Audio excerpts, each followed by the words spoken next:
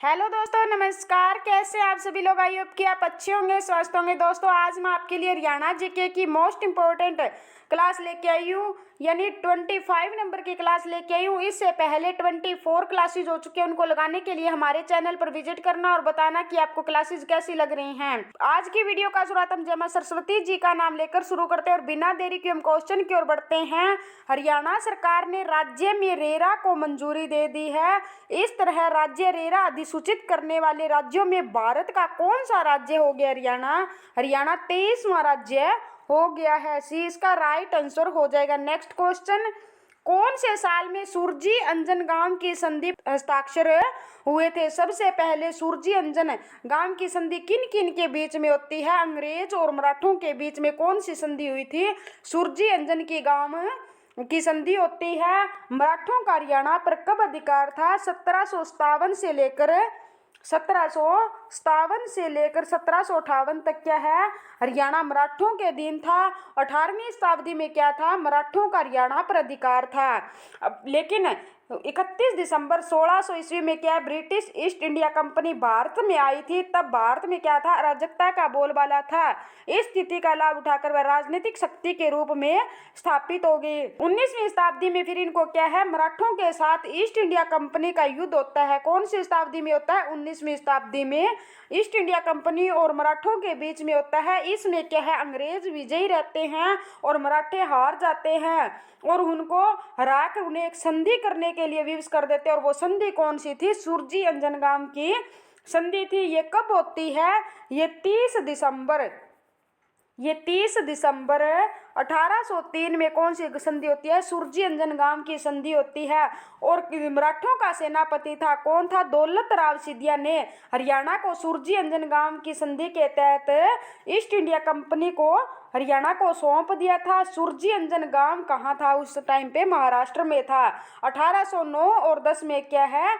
East India company का हरियाणा पर पूर्ण अधिकार हो जाता है। हरियाणा का गठन कब होता है? हरियाणा का गठन 1 नवंबर 1966 को क्या है? हरियाणा का गठन होता है। नेक्स्ट क्वेश्चन, भारतीय कॉर्पोरेट अफेयर संस्थान का मुख्यालय स्थित है। तो इसका राइट आंसर दोस्तों क्या हो जाएगा? सी इसका राइट आंसर हो जाएगा। हरियाणा में स्थित है। और तेलंगाना से क्या है? हमारे बंडारू दत्तात्रेय के हमारे हरियाणा राज्य के राज्यपाल रहने वाले हैं। और कौन से नंबर के हैं? 18वें नंबर के रहने वाले हैं। और राष्ट्रीय मस्तिष्क अनुसंधान केंद्र पूछ ले तो कहाँ पे रहने वाला है? गुरुग्राम में। भारतीय कृषि अनुसंधान संस्थान पूछ ले तो कहाँ पे है? नई दिल्ली में है। भारतीय मौसम अनुसंधान संस्थान पूछ ले तो कहाँ पे है? नई दिल्ली में है। केंद्रीय औषधि अनुसंधान संस्थान पूछ ले तो कहाँ पे है? लखनऊ में है। यानी दोबारा से रिपीट करते हैं, राष्ट्रीय मस्तिष्क अनुसंधान केंद्र पूछ ले तो कहाँ पे है? गुरुग्राम में। भारतीय कृषि अनुसंधान केंद्र पूछ ले तो कहाँ पे है? नई दिल्ली में है। भारतीय मौसम अनुसंधान संस्थान पूछ ले तो कहाँ पे है? नई दिल्ली में है। केंद्रीय औषधि अनुसंधान संस्थान पूछ ले तो कहाँ पे है? लखनऊ में रहने वाला है। नेक्स्ट क्वेश्चन, निम्नलिखित में से हरियाणा का कौन सा जिला गन्ने का प्रमुख उत्पादक है? सबसे ज्यादा हरियाणा में यमुनानगर में होता है। कहाँ पे होता है? यमुनानगर में। यमुनानगर में कौन सी मिल रहने वाली है? सरस्वती मिल रहने वाली है। सरस्वती शुगर मिल कहाँ पे है? यमुनानगर में है। सरसों का सर्वाधिक उत्पादन पूछ ले तो कहाँ पे होता है? महेंद्रगढ़ में होता है। कहाँ पे होता है? महेंद्रगढ़ में होता है। महेंद्रगढ़ को खनिजों की नगरी, बावड़ियों का शहर कहा जाता है। कानोड़ का किला पूछ ले तो कहाँ पे है? महेंद्रगढ़ में है। और डोसी की पहाड़ियां महेंद्रगढ़ में है। डोसी की पहाड़ियों से च्यवन ऋषि का संबंध माना जाता है। और च्यवनप्राश को किसने बनाया था? च्यवन ऋषि ने सर्वप्रथम बनाया था। और क्या है? कपास का सर्वाधिक उत्पादन पूछ ले तो कहाँ पे होता है? सिरसा में होता है। कहाँ पे होता है? सिरसा में होता है।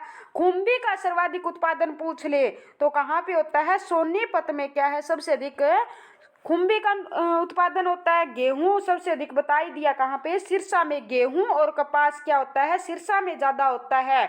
जौ और ज्वार सर्वाधिक उत्पादन रेवाड़ी जिले में होते हैं। दोबारा रिपीट करते हैं, गन्ना कहाँ पे होता है? यमुनानगर में। यमुनानगर में क्या है? सबसे अधिक गन्ना होता है। और सरसों कहाँ पे होती है? महेंद्रगढ़ में होती है। महेंद्रगढ़ में क्या होती है? सरसों होती है। सिरसा में गेहूं और कपास अधिक होते हैं। खुम भी पूछ ले तो सबसे ज्यादा कहाँ पे होती है? सोनीपत में होती है। जौ और ज्वार सर्वाधिक कहाँ पे होती है? रेवाड़ी में होती है। नेक्स्ट क्वेश्चन, राष्ट्रीय डेयरी अनुसंधान संस्थान हरियाणा में किस वर्ष स्थापित किया गया था? कब वर्ष स्थापित किया गया था दोस्तों? 1955 में स्थापित किया गया था। केंद्रीय मृदा लवणता अनुसंधान संस्थान पूछ ले। केंद्रीय मृदा लवणता अनुसंधान संस्थान कहाँ पे है? करनाल में, और इसकी स्थापना 1969 में की गई थी। गेहूं अनुसंधान निदेशालय पूछ ले। गेहूं अनुसंधान निदेशालय पूछ ले तो कहाँ पे? करनाल में, इसकी स्थापना 1978 में होती है। राष्ट्रीय पशु अनुवांशिकी अनुसंधान पूछ ले तो कहाँ पे है? करनाल में है। इसकी स्थापना कब होती है? 1984 में होती है। राष्ट्रीय पशु अनुवांशिकी संस्थान ब्यूरो कहाँ पे है? करनाल में, और इसकी स्थापना 1985 में होती है। 1955 में सबसे पहले किसकी होती है? राष्ट्रीय डेयरी अनुसंधान संस्थान की क्या है? 1955 में होती है। 1955 के बाद 1969 में कौन सा बनता है? 1969 में केंद्रीय मृदा लवणता अनुसंधान कहाँ पर है? करनाल में, और इसकी स्थापना 1969 में होती है। फिर गेहूं अनुसंधान निदेशालय पूछ ले तो कहाँ पे? 1978 करनाल में बना था। और राष्ट्रीय पशु अनुवांशिकी अनुसंधान पूछ ले तो कहाँ पे? करनाल 1984 में बना था। और राष्ट्रीय पशु अनुवांशिकी संस्थान ब्यूरो पूछ ले तो 1985 में बना था और करनाल जिले में स्थित था। हरियाणा को, करनाल को क्या कहा जाता है? हरियाणा का पेरिस कहा जाता है। धान का कटोरा कहा जाता है। नेक्स्ट क्वेश्चन, कौन सा राज्य मौखिक चिकित्सा के माध्यम से सभी श्रेणियों के हेपेटाइटिस सी रोगियों के इलाज के लिए भारत का पहला राज्य बन गया है? कौन सा बन गया है? हरियाणा भारत का पहला राज्य बन गया। सी इसका राइट आंसर हो जाएगा। नेक्स्ट क्वेश्चन, पंडित जसराज शास्त्रीय संगीत का जन्म कहाँ हुआ था? पंडित जसराज शास्त्रीय संगीत का जन्म हिसार जिले में हुआ था। कहाँ पे? हिसार जिले में हुआ था। डी इसका राइट आंसर हो जाएगा। 20 जनवरी कब होता है इनका जन्म? है 20 जनवरी 1930 को पंडित जसराज का जन्म पीली मंदोरी फतेहाबाद में हुआ था। लेकिन फतेहाबाद जिला क्या है? तब बना हुआ नहीं था, तो इनका ये पहले हिसार का हिस्सा हुआ करता था। तो एचएससी ने इसका क्या माना है? हिसार से ही माना है। ये संगीत यानी शास्त्रीय संगीत से संबंधित रहने वाले हैं। इनका घराना पूछ ले तो कौन से घराने के? मेवाती घराने की उपाधि इन्हें कौन सी मिली थी? सवर सम्राट की ने उपाधि मिली थी। नेक्स्ट क्वेश्चन, रत्नावली किसकी प्रसिद्ध रचना है? हर्षवर्धन की क्या है? रत्नावली प्रसिद्ध रचना है। इसने 3 रचनाएं लिखी थी। कौन कौन सी? नागानंद, रत्नावली और प्रियदर्शिका। कौन सी? प्रियदर्शिका। तो इसको याद कैसे करें? हर्ष को नाग और रतन प्रिय थे। और जयदेव ने कौन सी लिखी थी? जयदेव ने गीत गोविंद लिखी थी। जयदेव ने कौन सी लिखी थी? गीत गोविंद। किसने लिखी थी? जयदेव ने लिखी थी। बाणभट्ट ने कौन सी पुस्तक लिखी है? हर्षचरित। कौन सी? हर्षचरित। और कादम्बरी क्या है? इसकी रचना रहने वाली है।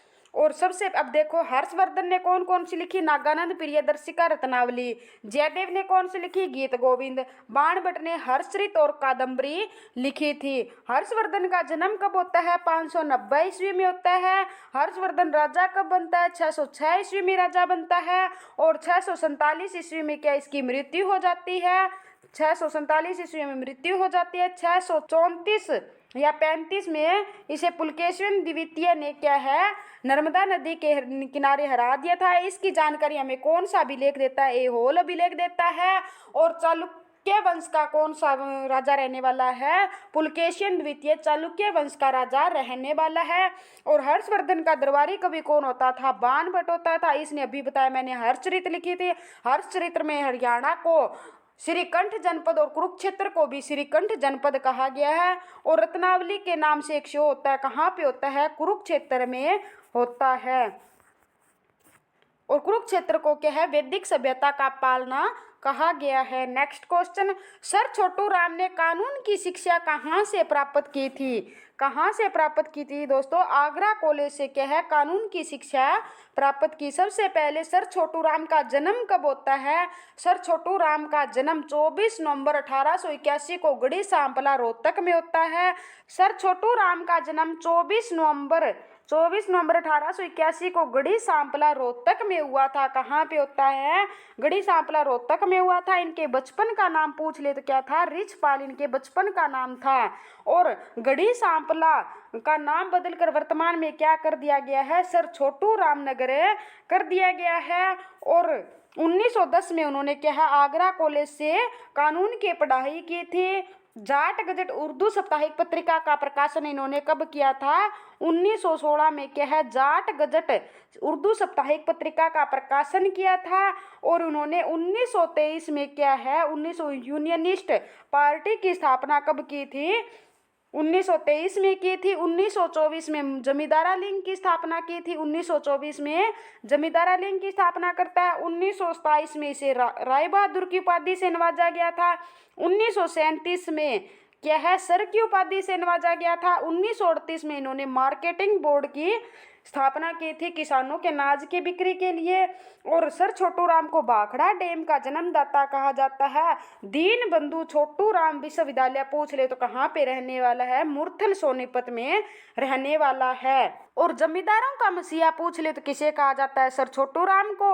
और किसानों का मसीहा पूछ ले तो किसे कहा जाता है? चौधरी देवीलाल को कहा जाता है। एक बार फिर से रिपीट करते हैं, सर छोटू राम का जन्म कहाँ होता है? 24 नवंबर को 1881 को गढ़ी सांपला रोहतक में होता है। गढ़ी सांपला का वर्तमान में नाम बदल कर क्या कर दिया गया है? वर्तमान में इसका नाम क्या कर दिया गया है? सर छोटू राम नगर कर दिया गया। इनका बचपन का नाम क्या रहने वाला? रिछपाल रहने वाला है। 1916 में उन्होंने क्या है 1916 में जाट गजट पत्रिका का संपादन किया था। 1910 में इन्होंने आगरा कॉलेज से क्या है वकालत की पढ़ाई यानी कानून की पढ़ाई की थी। 1916 के बाद 1923 में इन्होंने यूनियनिस्ट पार्टी की स्थापना की थी। 1923 के बाद 1924 में जमींदारा लीग की स्थापना की थी। 1927 में इन्हें राय बहादुर की उपाधि से नवाजा गया था। 1937 में इन्हें सर की उपाधि दी गई थी। 1938 में इन्होंने मार्केटिंग बोर्ड की स्थापना की थी किसानों के अनाज की बिक्री के लिए। भाखड़ा डैम के जन्मदाता पूछ ले किसे कहा जाता है? सर छोटू राम को कहा जाता है। और इन्हें जमींदारों का मसीहा कहा जाता है। और दीन बंधु छोटू राम विश्वविद्यालय कहाँ पे रहने वाला है? मुरथल सोनीपत में रहने वाला है। नेक्स्ट क्वेश्चन, हरियाणा सरकार ने किस तारीख को पशुधन बीमा योजना शुरू की थी? कब की थी दोस्तों? 29 जुलाई 2016 को क्या है पशुधन बीमा योजना शुरू की थी। नेक्स्ट क्वेश्चन, पश्चिमी यमुना नहर किस स्थान से यमुना नदी से निकाली गई है? पश्चिमी यमुना नहर ताजेवाला हथिनी कुंड बैराज से निकाली गई है। यमुना नदी हरियाणा की कौन सी दिशा में बहती है? यमुना नदी हरियाणा के पूर्वी दिशा में बहती है। कहाँ पे बहती है? यमुना नदी के अन्य नाम पूछ ले तो कौन कौन से रहने वाले हैं? सदानीरा, बारामासी, यम की बहन। अत्यधिक गंदगी होने के कारण इसे खुला नाला भी कहा जाता है। कालिंदी, अकरजा, सूर्यपुत्री, छायापुत्री के नाम से भी इसको जाना जाता है। ये नदी क्या है ऋग्वैदिक कालीन मानी जाती है। ऋग्वेद में इसका कितनी बार जिक्र हुआ है? 3 बार जिक्र हुआ है। और नदियों का हमें कौन से पुराण में जिक्र मिलता है? वामन पुराण में हमें नदियों का क्या है जिक्र मिलता है। और इस यमुना नदी से हथनी कुंड बैराज से क्या है ये यमुना नदी सर्पिलाकार में बह रही है। इधर क्या है एक नहर इधर निकाली गई है, एक नहर यूपी के साइड। इसे कौन सा ये पश्चिमी दिशा में पड़ती है तो इसे पश्चिमी यमुना नहर कह दिया। और इधर क्या है पूर्व दिशा पड़ती है इसे पूर्वी यमुना नहर कह दिया। पूर्वी यमुना नहर यूपी की ओर चली जाती है और पश्चिमी यमुना नहर क्या है हरियाणा में निकाली गई है। और हथिनी कुंड बैराज पूछ ले कब बनना स्टार्ट हुआ था? हथिनी कुंड बैराज अक्टूबर 1996 को बनना स्टार्ट हुआ था। जून 1998 में क्या है बनकर तैयार हो गया था। ये कंक्रीट से बना हुआ क्या है सबसे बड़ा बांध रहने वाला है। और घग्गर नदी पर बांध कौन सा रहने वाला है? सिरसा जिले में ओटू हेड बैराज रहने वाला है। नेक्स्ट क्वेश्चन, हरियाणा का सबसे पहला सैनिक स्कूल कहाँ स्थापित किया गया है? कहाँ पे स्थापित किया गया है? कुंजपुरा करनाल में स्थापित किया गया है। बी इसका राइट आंसर हो जाएगा। हरियाणा का पहला महिला ट्रेनिंग सेंटर पूछ ले, कहाँ पे है? हिसार जिले में रहने वाला है। राष्ट्रीय मस्तिष्क अनुसंधान संस्थान पूछ ले तो मानेसर में रहने वाला है। और मधुबन में पूछ ले तो पुलिस ट्रेनिंग सेंटर मधुबन में रहने वाला है। मधुबन कहाँ पे पड़ता है? करनाल में। नेक्स्ट क्वेश्चन, हरियाणा अपना शहीदी दिवस 23 सितंबर को क्यों मनाया जाता है? वो क्योंकि उस दिन राव तुलाराम का शहीदी दिवस होता है। बी इसका राइट आंसर हो जाएगा। नेक्स्ट क्वेश्चन, हरियाणा में 2800 मेगावाट नाभिकीय बिजली संयंत्र किस जिले में स्थापित किया जा रहा है? कहाँ पे स्थापित किया गया? फतेहाबाद जिले में स्थापित किया गया है। फतेहाबाद को हरियाणा की पिंक सिटी कहा जाता है। इसे फिरोज शाह तुगलक ने बसाया था। हिसार को भी क्या है? फिरोज शाह तुगलक ने बसाया था। इसे पहले हिसार ए फिरोजा कहा जाता था। नेक्स्ट क्वेश्चन, मई 2017 में द्रोणाचार्य पुरस्कार प्राप्त कैप्टन चंद रूप निधन हुआ है। उनका संबंध किस खेल से था? इनका संबंध कौन से खेल से था? कुश्ती से इनका संबंध रहने वाला है। सी इसका राइट आंसर हो जाएगा। नेक्स्ट क्वेश्चन, निम्नलिखित में से कौन सा लोकसभा क्षेत्र सिरसा के अंतर्गत आता है? कौन सा आता है? डब्बावाली क्या है? सिरसा के अंतर्गत लोकसभा सीट है। कालावाली भी क्या है? लोकसभा की सीट है। और रानिया भी क्या है?